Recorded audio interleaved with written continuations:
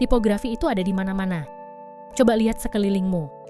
Ada di buku yang kita baca, di situs web yang kita kunjungi, bahkan dalam kehidupan sehari-hari. Di rambu jalan, stiker mobil, dan kemasan produk. Tapi, sebenarnya tipografi itu apa sih? Sederhananya, tipografi itu gaya atau tampilan teks. Bisa juga berarti seni mengolah teks. Sesuatu yang mungkin sering kamu lakukan kalau bikin dokumen atau proyek lain untuk kerja, sekolah, atau diri sendiri. Jenis-jenis huruf yang umum tipografi mungkin terdengar rumit, tapi sebenarnya nggak perlu sesulit itu. Cukup tahu sedikit saja, kamu bisa bikin perubahan besar dalam hal-hal yang kamu kerjakan sehari-hari. Yuk, kita mulai. Pertama, kenalan dulu sama jenis-jenis font yang umum dan apa yang perlu kamu tahu tentangnya. Huruf serif punya garis-garis kecil yang disebut serif di ujung hurufnya. Karena tampilannya yang klasik, font ini cocok untuk proyek-proyek yang lebih tradisional, biasanya juga dipakai di publikasi cetak kayak majalah dan koran.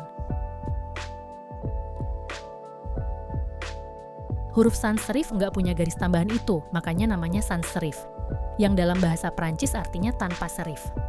Font ini dianggap lebih bersih dan modern dibanding font serif. Juga, biasanya lebih mudah dibaca di layar komputer, termasuk ponsel dan tablet.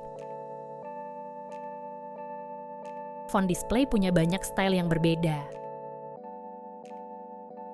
Kayak script, black letter, huruf kapital semua. Dan yang sekadar berkesan mewah. Karena sifatnya yang dekoratif, font display paling cocok untuk teks yang tidak terlalu banyak. Kayak judul dan header, serta desain yang lebih banyak grafisnya. Sebenarnya, font itu punya bahasanya sendiri. Font punya sesuatu yang ingin disampaikan lebih dari sekadar kata-kata yang dicetak di sebuah buku. Font bisa terkesan santai atau netral, eksotis atau grafis. Makanya, penting untuk memikirkan pesan yang ingin disampaikan, lalu pilih huruf yang sesuai. Beberapa font punya reputasi tertentu kayak Comic Sans, Curls, dan Papyrus. Nggak ada yang salah dengan font-font itu, cuma font tersebut punya reputasi sebagai font yang sudah ketinggalan zaman dan terlalu sering dipakai. Kalau kamu mau menggunakannya, pikir-pikir lagi dan coba pakai yang lain. Ada banyak font dengan tampilan dan nuansa yang mirip, tapi lebih kecil kemungkinannya untuk mengganggu pesan yang ingin disampaikan. Saat memilih font yang akan dipakai, lebih sedikit lebih baik. Cukup gunakan 1 atau 2 font per proyek. Kalau butuh lebih banyak kontras, coba gunakan lagi salah satu font yang sudah kamu gunakan dengan ukuran, ketebalan, atau gaya yang berbeda. Trik ini hampir selalu berhasil untuk menciptakan kombinasi menarik yang cocok. Kamu mungkin pernah dengar istilah lawan jenis saling tarik. Nah, hal yang sama berlaku untuk font. Jangan takut menggabungkan style dari font yang berbeda tapi saling melengkapi, kayak sans serif dengan serif, pendek dengan tinggi, atau dekoratif dengan sederhana. Awalnya mungkin agak susah, tapi jangan putus asa. Coba lihat desain lain sebagai inspirasi dan lama-lama kamu akan terbiasa. Mungkin kamu pernah dengar istilah kayak kerning, leading, tracking, dan hierarki. Untuk yang lebih berpengalaman, konsep-konsep ini penting untuk bikin desain yang kelihatan lebih profesional.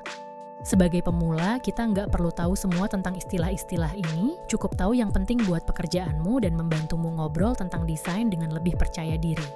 Hierarki dipakai untuk mengarahkan perhatian pembaca ke apa yang kita anggap paling penting. Dengan kata lain, menunjukkan ke mereka tempat di mana mulai dan kemana selanjutnya dengan menggunakan tingkat penekanan yang berbeda. Bikin hierarki itu sederhana, tinggal tentukan elemen mana yang ingin pembaca perhatikan pertama kali, lalu buat elemen-elemen tersebut tampak menonjol. Elemen penting biasanya ditampilkan lebih besar, lebih tebal, atau berbeda dalam beberapa hal. Ingat, bikin sesederhana mungkin dan batasi hanya beberapa style yang saling melengkapi. Leading itu spasi antar baris teks, atau yang juga dikenal sebagai spasi baris. Kalau kamu nggak yakin berapa banyak spasi baris yang dipakai, jangan khawatir, biasanya yang default sudah cukup. Tujuannya adalah bikin teksmu senyaman mungkin dibaca. Terlalu banyak atau terlalu sedikit spasi, seperti di contoh di bawah, bisa bikin pembaca nggak nyaman. Tracking itu spasi keseluruhan antar karakter, kadang disebut juga spasi karakter. Sebagian besar program memungkinkanmu memadatkan atau memperluasnya sesuai kebutuhanmu. Di beberapa desain, kamu mungkin menyesuaikan tracking untuk bikin efek artistik tertentu. Ini juga bisa membantumu memperbaiki huruf yang spasi awalnya kurang bagus. Kerning itu adalah spasi antar karakter tertentu. Beda dengan tracking, kerning ini bervariasi sepanjang kata karena setiap huruf saling cocok bersama dengan cara yang berbeda. Beberapa font punya yang namanya kerning yang kurang baik, yang membuat beberapa font tertentu kelihatan ditampilkan dengan spasi yang kurang tepat. Kalau font yang kamu pakai punya kerning yang buruk, sebaiknya cari font lain saja.